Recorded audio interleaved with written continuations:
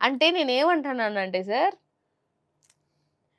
మీకు 164 ఇచ్చారు. It's not a simple number. మంచి నెంబర్. మంచి నంబర్. సో, మాది ఎక్కడో మేము జనాల్ని మా మా పాలన నచ్చక, మీ పాలన నచ్చి మీకిచ్చినప్పుడు మీరేం జేయాలి? హ్మ్. ఆడుకుంటున్నారు జనాలని ఇవాళ. అటు ఆడబిడ్డలైతేనేమి, యువత అయితేనేమి, ముసలోళ్ళైతేనేమి, ఇప్పుడు ఆ పింఛన్లకి ఏడబోతారు సార్ అంత దూరం. ఆ! పాపం.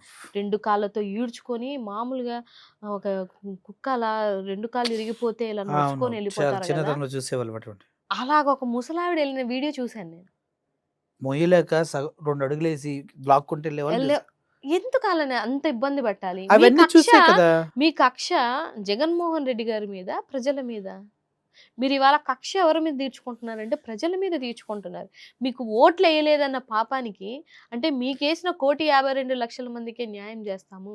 1,32,00,000 మంది మాకు ఓట్లెయలేదు గాబట్టి మేము వాళ్ళ మీద పగ తీర్చుకుంటాము అనంటే హ్మ్. ఇది ఎంత తప్పు సార్?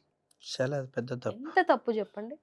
ఇక్కడికెళ్తే సచివాలయం అంటారు. అక్కడికెళ్తే ఎంఆర్ఓ ఆఫీస్ అంటారు. అక్కడికెళ్తే ఇంకో చేటుకంటారు. ఆ హ్మ్. ముసలమ్మలు ఆ ఇచ్చే బియ్యం కోసం ఎన్నని తిరుగుతారు సార్ వాళ్ళు. పాపం కదండీ. ఎక్కడికని తిరుగుతారు. జాలేస్తుంది నాకు మీరు చెప్తుంటే. ఎక్కడికని తిరుగుతారు. సో, ఏదేమైనా నేనేమంటున్నానంటే ఇవన్నీ మీరు కావాలని జనాలకు ఇప్పుడు ఇంటి వద్దకే పరిపాలన తీసుకొచ్చినటువంటి వ్యక్తి ఎవరు? జగన్మోహన్ రెడ్డి. పాలిచ్చే ఆవుని కాదనుకోని ఇవాళ దున్నపోతుని తెచ్చుకున్నారు మీరు. అది జనాలకి రియాలిటీలో అర్థమైపోయింది.